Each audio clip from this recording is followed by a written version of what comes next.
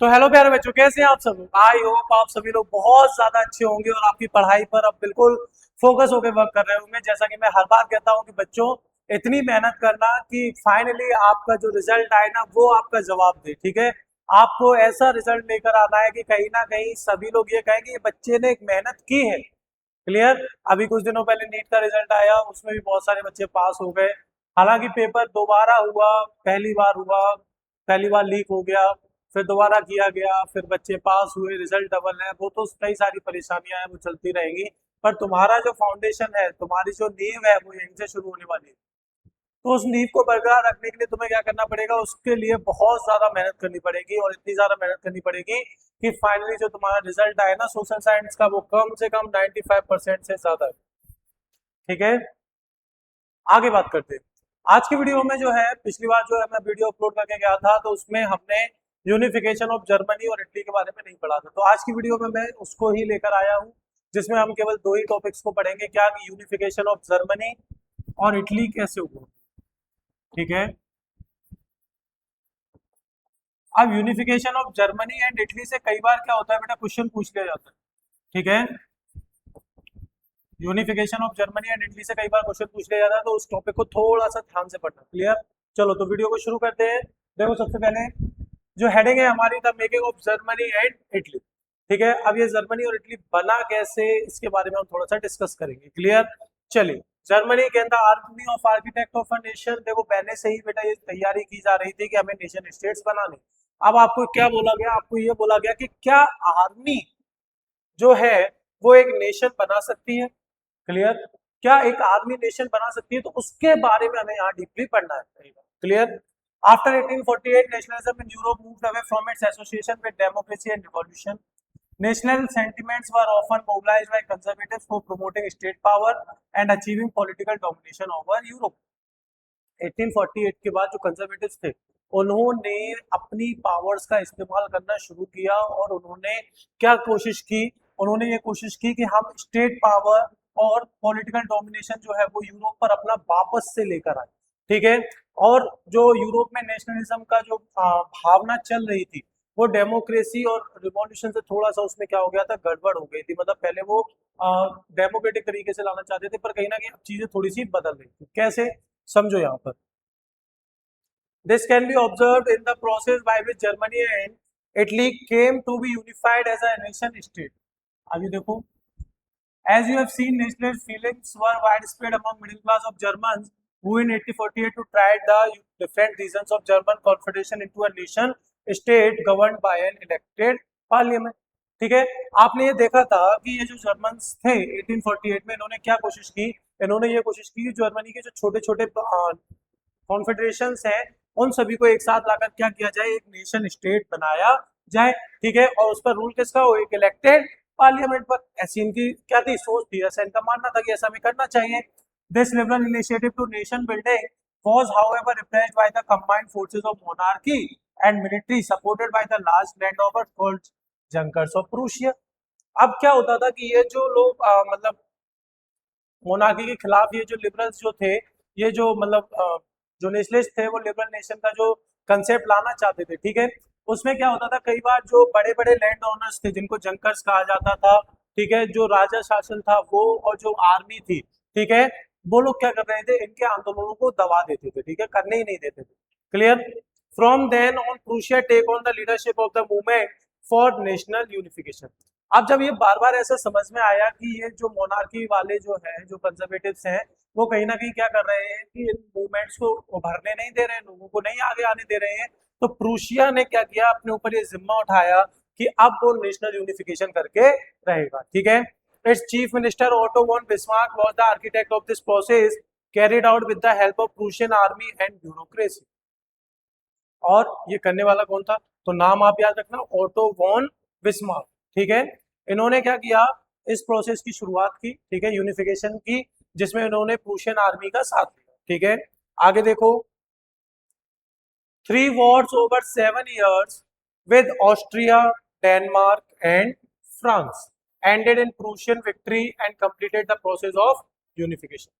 अब ये जो चीफ मिनिस्टर थे ऑटो वॉन बिस्मार्क, उन्होंने उनके अंडर गाइडेंस में क्या किया गया कि ये जो बैटल है वो लड़े गए, ठीक है, वो भी किस किस के साथ, ऑस्ट्रिया के साथ, डेनमार्क के साथ और फ्रांस के साथ। और इनके जब बैटल लड़े गए तो इसमें फाइनली जीत किसकी हुई, इसमें फाइनली जीत हुई प्रूशियन आर्मी की, ठीक है। In 1871, the Prussian king William I was proclaimed German emperor in a ceremony held at Versailles. और फाइनली 1871 में क्या किया गया, प्रूशियन जो किंग थे विलियम वन, उनको क्या मान लिया, क्या बना दिया गया, जर्मन एम्परर बना दिया गया। और जो सेरेमनी हुई थी वो कहां पर हुई थी, वर्सेल्स में हुई थी, ठीक है। तो ये पॉइंट याद रखना, क्लियर। इसमें से तीन चीजें इंपॉर्टेंट है कि तीन कंट्रीज जिनके अगेंस्ट में बैटल लड़ा गया, ठीक है, वो तीन कंट्रीज के नाम ऑस्ट्रिया, डेनमार्क और फ्रांस, ठीक है, ये इनके अपोजिट में थे। और मतलब जो राजा कौन बना था, विलियम वन, ठीक है, जो प्रूशियन किंग था। आगे देखो, on the bitterly cold morning of 18 January 1871, an assembly comprising the princes of German state representative of the army, important Prussian minister including the chief minister Otto von Bismarck, gathered in the unheated hall of mirrors in the palace of Versailles to proclaim the new German empire headed by Kaiser William I of Prussia. अब finally in लोगों ने क्या किया, वो date याद रखो, क्या date है, तो वो डेट है 18 जनवरी 1871, ठीक है। एक असेंबली बनाई गई जिसमें जितने भी जर्मन स्टेट्स थे सबके प्रिंस, राजा राजकुमार आए उसमें, ठीक है, आर्मी के रिप्रेजेंटेटिव्स आए, क्लियर। इसके अलावा प्रूशियन मिनिस्टर्स आए और उसमें चीफ मिनिस्टर जो था ना वो ऑटो वॉन बिस्मार्क, वो भी आया, ठीक है। और ये कहाँ मिले, पैलेस ऑफ वर्सेल्स में। और उन्होंने नया जर्मन एम्पायर को क्या किया, एक्सेप्ट किया, ठीक है। और राजा किसको बनाया, किसके अंडर में किया, ये था कैसर विलियम वन कैटर, ठीक है, जो कि प्रूशिया के ऑलरेडी राजा थे, क्लियर। आ गया जो the nation building process in Germany had demonstrated the dominance of Prussian state power. The new states placed a strong emphasis on modernizing the currency, banking, legal and judicial system in Germany. Prussian measures and practices often became a model for the rest of the Germany. अब ये जब Prussia ने तीन लोगों को हरा दिया, Austria, Denmark और फ्रांस को हरा दिया, तो कहीं ना कहीं प्रूशियन आर्मी का क्या हो गया, दबदबा बढ़ गया, या फिर ये कहिए प्रूशिया के राजा का दबदबा बढ़ गया। जब उनका दबदबा बढ़ गया, ठीक है, तो डोमिनेंस बढ़ गया उनका, ठीक है। अब ये जो नए स्टेट बन के आए थे, ठीक है, ये जो नया नेशन स्टेट बन के आया था जर्मनी, उसमें भी उन्होंने क्या चीजें चेंज करने की कोशिश की, या फिर क्या चीजें चेंज की, तो करेंसी, बैंकिंग, लीगल और जुडिशियल सिस्टम, ये जो है उन्होंने चेंज किया, ठीक है। इसके अलावा जो प्रूशियन सिस्टम चल रहा था, प्रूशिया की जो तरीके चले आ रहे थे, उनको भी इसी में क्या कर दिया गया, इंट्रोड्यूस कर दिया गया। उन्होंने कहा मतलब जो हम कर रहे हैं वही आप भी करेंगे, ठीक है। आप ये इमेज में देख सकते हो, यहाँ पर देखो, ये देखो, ये देखो, ये इमेज दिख रही है आपको, थोड़ा सा ब्लर हो रही होगी इमेज, ठीक है, आप अपनी बुक में देख सकते हो, ठीक है। तो ये इमेज है, यहाँ पर वो सब लोग इकट्ठे किए गए थे पैलेस ऑफ वर्सेल्स में, जहां पर उन्होंने अपना ये प्रोक्लेम किया, ठीक है, कि हम जर्मन स्टेट से और कैसर विलियम फर्स्ट जो है वो हमारे राजा रहेंगे, ठीक है। आगे आ जाओ, ये देखो बेटा, यहाँ कुछ ग्राफ, ये जो है आपके सामने एक मैप भी है, आप यहाँ समझ जाइए। यूनिफिकेशन ऑफ जर्मनी 1866 से लेके 71 तक, ठीक है। हाँ, देखो बेटा, प्रूशिया, जो ये जो आपको पर्पल कलर का दिख रहा है, ये पूरा डायग्राम है, ये जो एरिया है ये प्रूशिया के अंडर में था 1866 के पहले, ठीक है। जो येलो वाला पार्ट दिख रहा है ये वाला हमें, ठीक है, ये जो जगह है सेल्जलिंग, हॉस्टेन, हैनोवर, ब्रॉन्सबेक, ये सभी जो है ऑस्ट्रो प्रूशिया वॉर में क्या की गई थी, प्रूशिया के द्वारा काउंटर की गई थी, ठीक है। ऑस्ट्रियन टेरिटरीज जो है जर्मन कॉन्फेडरेशन से अलग थी, वो ये ग्रीन वाली है, ठीक है, ये Austrian empire, clear. Joint with Prussia to form German confederation, ये जो ग्रीन ग्रीन दिख रहे हैं, ये हुआ, ये हुआ, और ये वाला पार्ट, ये जो एरिया है, ये सब जो है जर्मन के साथ जुड़ गए थे कि हम आपके साथ जुड़ना चाहते हैं, क्लियर। ये जो ये वाला पार्ट दिख रहा है, German state joining with Prussia to form German empire, ये भी जर्मन स्टेट्स में ऐड हो गए, clear. Won by Prussian France, Prussian war. और ये जो आपको लास्ट पार्ट दिख रहा है ये वाला, ठीक है, ये जो है जर्मनी मतलब प्रूशिया ने युद्ध में क्या किया था, फ्रांस से जीता था। तो मतलब ओवरऑल क्या करेंगे, इस तरीके से क्या किया गया, जर्मन यूनिफिकेशन को किया गया, इतने इतने एरिया जो है उसमें जुड़ना शुरू हो गए थे, ठीक है। आगे देखते हैं, आगे बात करेंगे।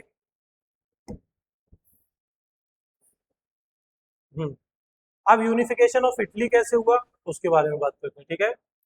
तो जर्मनी का यूनिफिकेशन किसके द्वारा किया गया?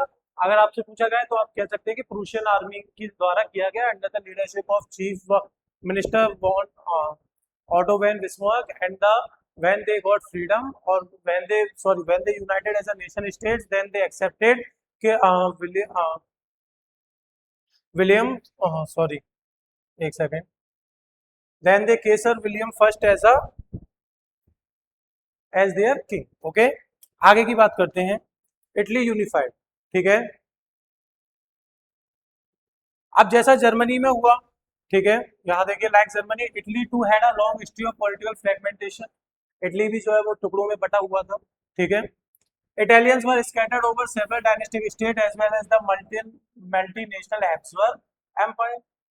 इटली भी जो है बेटा बहुत सारे पार्ट्स में डिवाइड था, डायनेस्टिक स्टेट्स बनी हुई थी और हैब्सबर्ग एम्पायर के अंडर में था। During the middle of the 19th century, Italy was divided into 7 states, of which only one, Sardinia Piedmont, was ruled by Italian princely house. Italy को 7 part में divide करके रखा था, कहां पर? 19th सेंचुरी बीच में, ठीक है। और एक जगह थी, क्या नाम था उसका? एक जगह का नाम था सैर्डिनिया पिडमोंट। यहाँ पर ही केवल इटालियन प्रिंसेस का क्या था? रूल था। The north was under Austrian Habsburg, north का वो area. The centre was ruled by pope. The southern region were under the domination of bourbon Kings of Spain, ठीक है। मतलब पूरा इटली का जो पार्ट था 3 जगह से और लोगों के पास था। और लोग कैसे? सबसे पहले नॉर्थ में ऑस्ट्रियन हैब्सबर्ग, सेंटर में किसका रूल था? पॉप का, ठीक है। और साउदर्न रीजन में किसका रूल था? बर्बन किंग्स जो स्पेन के थे। Even the Italian language had not acquired one common form and still had many regional and local variation. और हालांकि वहाँ इटालियन लैंग्वेज जो है वो मतलब क्या कह सकते हैं कि इटालियन लैंग्वेज जो है उसको सभी एक्सेप्ट नहीं कर रहे थे। रीजनल लेवल पर क्या हो रहा था? हर जगह अलग अलग भाषा को बोला जा रहा था, ठीक है। ड्यूरिंग द 1830s, अब गुइज़म मैज़नी जी आ गए, जिनके बारे में हमने पहले भी बात की थी। तो ड्यूरिंग द 1830s, गुइज़म Mazzini had sought to put together a coherent program for unitary Italian republic. He had also formed a secret society called Young Italy for the dissemination of his goals. अब गुइज़म मैज़नी ने 1830s में क्या किया था? Italy को एक साथ लाने के लिए कोशिश की, ठीक है। और उन्होंने यंग इटली करके भी एक क्या बनाई थी? अपनी सीक्रेट पार्टी बनाई थी।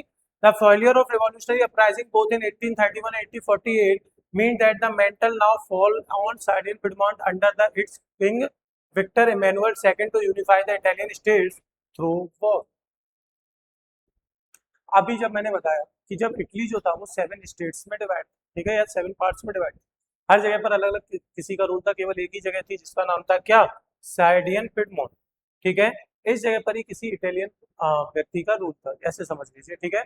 गुइज़म मैज़नी ने कोशिश की 1831 में की, 1848 में की कि हम वापस से क्या करें, सारे स्टेट्स को एक साथ लेकर आए और एक यूनिफाइड कर। पर जब ये काम नहीं बना तो फाइनली किसके ऊपर जिम्मेदारी आई?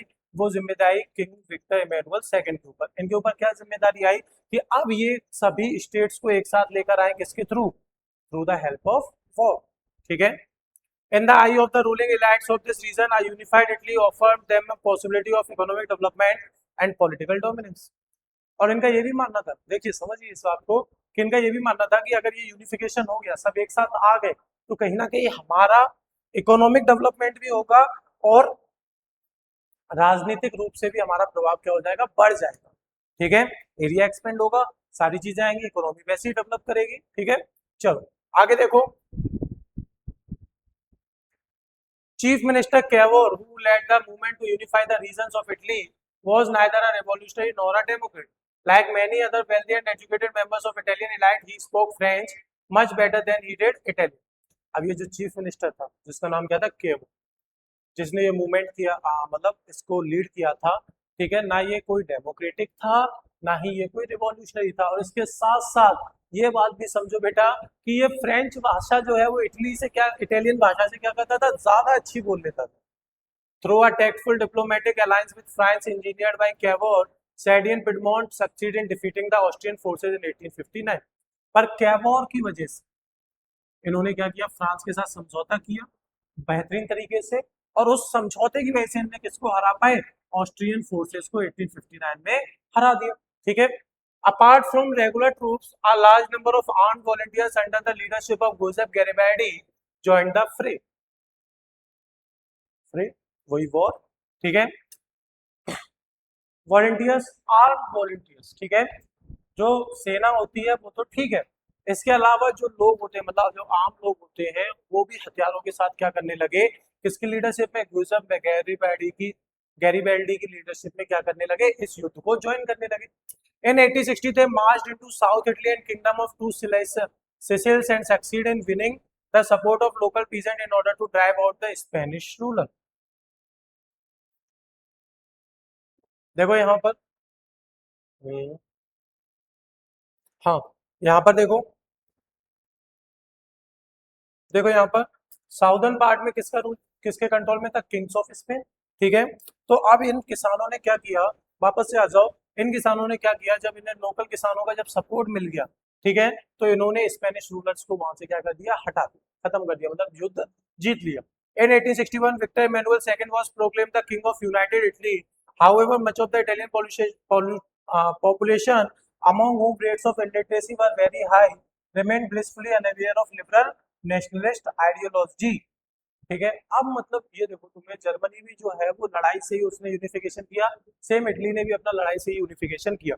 किंग विक्टर इमैनुअल सेकंड को क्या मान लिया गया, राजा मान लिया गया 1861 में, ठीक है, जो भी एरिया उन्होंने क्या किया था, जीता था। और हाँ, इसके बाद एक और अगर देखें तो जो इटली के अंदर जितने भी लोग आए थे या फिर जितने भी लोग थे, वो सभी लोग इलिटरेट थे, तो मतलब जो नेशनलिस्ट चाहते थे, जो वो लाना चाहते थे, वो चीजें जो है वो उनके बिल्कुल दिमाग से परे थी, वो उन चीजों के बारे में सोच ही नहीं पा रहे थे, ठीक है। The peasant masses who had supported Garibaldi in southern Italy had never heard of Italia and believe that La Talia was Victor Emmanuel's wife.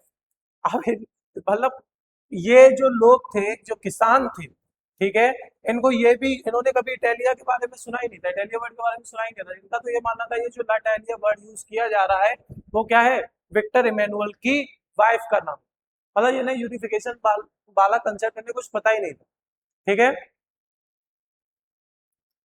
नीचे देखो, देखो यहाँ पर दोनों मैप देखो, यूनिफिकेशन से पहले इटली कैसा था, ठीक है, इस तरीके से डिवाइड थे अलग अलग जगह पर, क्लियर।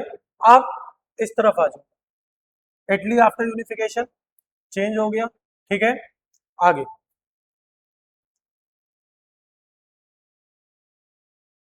अब ब्रिटेन में क्या हुआ उसके बारे में भी थोड़ा सा हम पढ़ लेते हैं, ठीक है। The strange case of Britain, अब ब्रिटेन में क्या हुआ वो भी समझिए, ये दोनों मैप आप लोग देख लेना, ठीक है, घर पे। द मॉडल ऑफ द नेशन और the nation state some scholars have argued is Great Britain, ठीक है। In Britain the formation of the nation state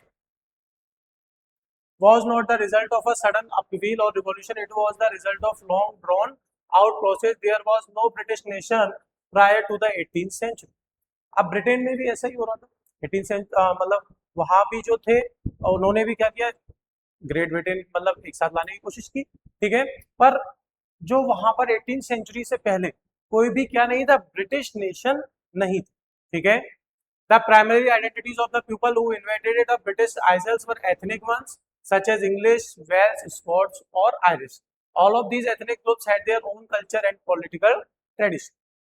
जब कोई ब्रिटिश नेशन नहीं था तो उससे पहले क्या हो रहा था बेटा, कि ये जो है वो ग्रुप्स में बटे हुए थे, कौन कौन से ग्रुप्स में बटे हुए थे, तो इंग्लिश, वेल्स, स्कॉट और आयरिश, ठीक है। ये जो एथनिक ग्रुप्स हैं इन सभी के अपने अपने कल्चर्स थे, अपने अपने ट्रेडिशंस थे, but as the English nation steadily grew in wealth, importance and power, it was able to extend its influence over the other nation of the island. पर अब यही है ना, यही बात तो है कि अगर चार भाई हैं, चार में से कोई एक बढ़ गया तो वो फिर पूर्व पे सब पे क्या करेगा, कब्जा करने की कोशिश करेगा, ठीक है। तो ये जो इंग्लिश वाले जो ग्रुप के लोग थे, इन लोगों ने क्या किया, इनके पास पैसा पावर सब कुछ है, तो इन्होंने वापस धीमे धीमे क्या किया, और भी नेशंस पर अपना कब्जा करना शुरू किया, अपना इन्फ्लुएंस उन पर डालना शुरू किया। The English parliament which had seized power from the monarchy in 1688 at the end of protracted conflict was the instrument through which a nation state with England as its center came to be forged, ठीक है। जब 1688 में जो monarchy है, जो English England से, sorry, जो English group के द्वारा जिस मोनार्की को हटाया गया कब, 1688 में, ठीक है, कैसे, कन्फ्लिक्ट करके, लड़ाई झगड़ा करके, और फिर वापस में क्या बनाया गया, एक नेशन स्टेट बनाया गया जिसका सेंटर किसको रखा गया, इंग्लैंड को रखा गया, ठीक है। The act of union 1707 between England and Scotland that resulted in the formation of the United Kingdom of Great Britain meant in effect that England was able to impose its influence on Scotland. एक समझौता किया गया, ठीक है, समझौता क्या, the act of union, जो England और स्कॉटलैंड के बीच में किया गया, ठीक है। जब ये इंग्लैंड और स्कॉटलैंड के बीच में किया गया तो वहां से क्या निकल के आया, तो वहां से निकल के आया United Kingdom of Great Britain, ठीक है, ये वाला कंसेप्ट निकल के आया। पर इस वाले कंसेप्ट में एक चीज जो है वो सबसे ज्यादा क्या रखी कि इंग्लैंड जो है वो ही स्कॉटलैंड पर क्या करेगा, अपना सारी चीजें इंप्लीमेंट करेगा, ठीक है। The British parliament was henceforth dominated by its English member. The growth of British identity meant that Scotland distinctive culture and political institution were systematically suppressed. अब वही बात है ना कि समझो क्या बात है कि जो ब्रिटिश आइडेंटिटी, मतलब ब्रिटिशर्स जो इंग्लिश में थे उनकी पहचान बढ़ती जा रही थी, तो जब उनकी पहचान और उनका दबदबा बढ़ता जा रहा था तो स्कॉटलैंड में क्या हो रहा था, कहीं ना कहीं स्कॉट वालों का जो कल्चर था, जो उनकी सभ्यताएं थी, जो उनका राजनीतिक तरीके से काम करने का तरीका था, वो सब कुछ क्या होता जा रहा था, खत्म होता जा रहा था धीमे धीमे, ठीक है। The Catholic claims that inhabited the Scottish Highlands suffered to terrible repression whenever they attempt to assert their independence. और ये लोग जैसे ही अपनी आजादी के लिए बात करते थे स्कॉटलैंड वाले, ठीक है, तो इनको दबा दिया, सुप्रेस, ठीक है। The Scottish Highlander were forbidden to speak their Gaelic language और to wear their national dress and large numbers were forcibly driven out of their homeland. और यहाँ तक कि जैसे ये जो United Kingdom of Great Britain वाला चीजें कंसेप्ट ऐड हुई, तो वहां से समझ लो कि जो स्कॉटलैंड में जो लोग थे वो अपनी खुद की भाषा को भी यूज नहीं कर पा रहे थे, और कई सारे लोगों को तो क्या किया जा रहा था, घरों से निकाल दिया जा रहा था बाहर की तरफ, ठीक है। तो ये ब्रिटेन वाला केस हो गया। इसी के साथ ये वाला देखो, Ireland suffered a similar fate, it was a country deeply divided between Catholic and Protestant. The English had the Protestant of Ireland to establish their dominance over a largely Catholic country. Catholic revolts against British dominance were suppressed. ऐसे island के साथ चल रहा, दो part में divide, एक Catholics और एक प्रोटेस्टेंट्स, ठीक है। कैथोलिक्स जो प्रोटेस्टेंट्स थे उनको समय सपोर्ट किसका मिल रहा था, ये इंग्लिश वालों का, ठीक है। जब उनका सपोर्ट उन्हें मिल रहा था, ठीक है, तो प्रोटेस्टेंट्स को मदद मिल रही थी, जबकि कैथोलिक्स क्या चाहते थे, कैथोलिक्स जो थे वो ब्रिटिश डोमिनेंस का क्या कर रहे थे, रिवोल्ट, मतलब उसके अगेंस्ट में बात कर रहे थे, ठीक है। पर ये जब कर रहे थे तो इनको, इनके द्वारा किए गए सारे कामों को क्या किया जा रहा था, सुप्रेस, दबाया जा रहा था। After a failed revolt led by Wolfstone and United Irishmen in 1798, Ireland was forcibly incorporated into the United Kingdom in 1801. अब आयरलैंड में लोगों ने, कैथोलिक ग्रुप्स ने कोशिश की कि चलो हम एक रिवोल्ट करके देखते हैं अगेंस्ट में, पर जब वो रिजल्ट सक्सेसफुल नहीं हुआ 1798 में, तो फाइनली आयरलैंड को जबरदस्ती क्या बना दिया गया, यूनाइटेड किंगडम्स में ऐड कर दिया गया, ठीक है। A new British nation was forged through the propagation of dominant English culture. The symbols of the new Britain, the British flag, the national anthem, God Save Our Noble King, the English language were actively promoted, and the older nation survived only as subordinate partners in this union. देखो, चाहे Britain ने, चाहे English वालों ने Scotland के साथ कोई समझौता किया हो, चाहे इंग्लिश वालों ने आयरलैंड वालों के साथ कोई समझौता किया हो, दोनों ही जगहों पर स्कॉटलैंड और आयरलैंड के लोगों की क्या हो गई, सभ्यताएं खत्म हो गई। उन्हें मजबूरी में किन चीजों का साथ देना पड़ा, इंग्लिश लैंग्वेज को एक्सेप्ट करना पड़ा, उनके कल्चर्स को एक्सेप्ट करना पड़ा, खुद के देश में रहते हुए उन सारी चीजों को एक्सेप्ट करना पड़ा, ठीक है। तो ये कुछ पॉइंट्स थे जिनके बारे में हमने डिस्कस किया, ठीक है। हालांकि आज की वीडियो काफी ज्यादा लंबी हो गई, मैंने कहा था आपसे कि हम ये दो पॉइंट्स को क्या करेंगे, क्लियर करके जाएंगे। तो आज की वीडियो में हम इतना ही रखते हैं बेटा, आज की वीडियो को यही खत्म करते हैं। अगली वीडियो में इसके दो पार्ट और बचे हुए हैं, नेशनलिज्म एंड लिबरलिज्म और विजुअलाइजिंग द नेशन, इन दोनों पार्ट्स को भी हम क्या करेंगे, जल्द से जल्द कंप्लीट करेंगे। तब तक आप लोग पढ़ते रहिए और मेहनत करते रहिए।